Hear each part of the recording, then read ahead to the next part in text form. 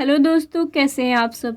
तो मूवी की शुरुआत में हम 3 एस्ट्रोनॉट्स को देखते हैं जो कि स्पेस में एक स्पेस शटल को रिपेयर कर रहे थे। उनमें से एक जोसिंडा नाम की कमांडर थी जो स्पेसशिप के अंदर से इन्हें कमांड कर रही थी। अब ये लोग काम कर ही रहे होते हैं कि इनकी तरफ कुछ छोटे छोटे क्रिएचर का बहुत बड़ा ग्रुप आते हुए दिखाई देता है और वो आकर इनके स्पेसशिप पर अटैक कर देते हैं, जिसके बाद सब तहस नहस हो जाता है। इनका स्पेसशिप खराब हो जाता है और इनमें से एक एस्ट्रोनॉट स्पेस में बह जाता है। लेकिन जो अब्रायन नाम का एस्ट्रोनॉट था वो किसी तरह स्पेसशिप के अंदर आ जाता है, जहाँ पर वो देखता है कि जोसिंडा बेहोश हो चुकी है। इसलिए वो खुद ही स्पेसशिप को लेकर अर्थ की तरफ निकल पड़ता है और जाते टाइम वो मून पर फिर से उन्हीं क्रिएचर्स को देखता है जो मून पर होल बना रहे थे। उसके बाद 18 महीने बाद का सीन दिखाया जाता है, जहाँ पर नासा में इसी घटना का इन्वेस्टिगेशन चल रहा था। अब्रायन ने इन्हें बताया था कि उसने स्पेस में कुछ अजीबोगरीब चीज देखा है जिसके कारण स्पेसशिप क्रैश हुआ था। लेकिन अब इन्वेस्टिगेशन के बाद नासा के लोग अब्रायन को गलत साबित करके नासा से निकाल देते हैं और जोसिंडा भी इनका साथ देती है और कहती है कि मैंने भी ऐसा कुछ नहीं देखा था। अब्रायन इन्हें समझाने का बहुत कोशिश करता है कि मैंने सच में स्पेस में कुछ देखा था, लेकिन कोई भी अब्रायन की बात नहीं सुनता और फाइनली उसे नासा से हटा दिया जाता है। अब यहाँ से 10 साल बाद का सीन दिखाया जाता है, जहाँ पर हम एक कैसी नाम के आदमी को देखते हैं। वो पेशे से तो एक वेटर है, लेकिन उसे साइंस में बहुत इंटरेस्ट था, इसलिए वो टेलीस्कोप से हमेशा अंतरिक्ष की घटनाएं देखा करता था।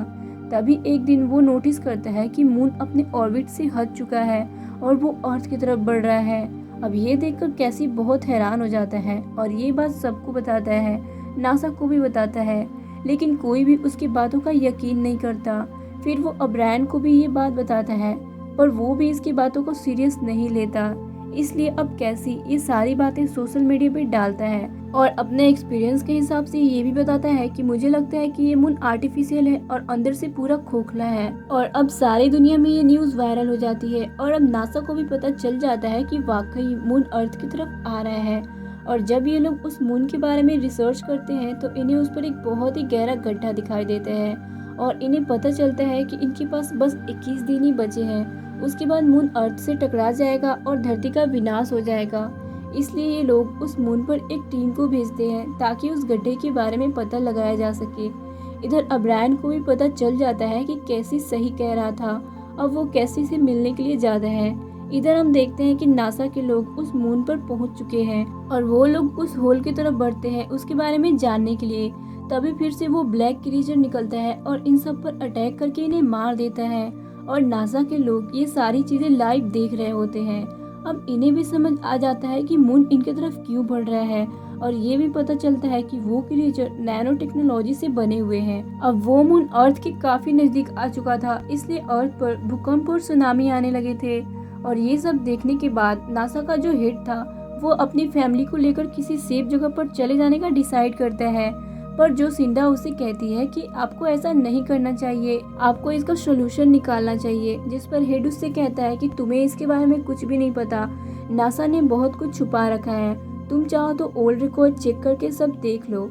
उसके बाद वो हेड वहाँ से चला जाता है और जब जोसिंडा पुराने रिकॉर्ड्स चेक करती है तो उसे पता चलता है कि पिछली बार जो घटना इनके साथ घटा था वो सब सच था, क्योंकि सारी चीजें अब्रायन के हेलमेट वाली कैमरा में रिकॉर्ड हो चुका था और यही बात नासा ने सबसे छुपा रखा था। तभी वहाँ पर नासा का एक और आदमी आता है और जोसिंडा को बताता है कि ये चीजें सबको बहुत पहले 1969 से ही पता था, लेकिन इसके बारे में नासा ने इसलिए नहीं बताया कि ये टेक्नोलॉजी बहुत ही खतरनाक और एडवांस है, इसे खत्म करना, इससे लड़ना हमारे बस की बात नहीं है। अब यह सब जानने के बाद जोसिंडा किसी मिलिट्री से बातें करती है तो मिलिट्री उसे बताता है कि हमने उस मून पर न्यूक्लियर बॉम्ब ब्लास्ट करने के बारे में सोचा है, जिस पर जोसिंडा उसे ऐसा करने के लिए मना करती है, क्योंकि अगर ऐसा किया गया तो मून के सारे टुकड़े अर्थ पर ही आकर गिरेंगे और फिर भी दुनिया तबाह हो जाएगी।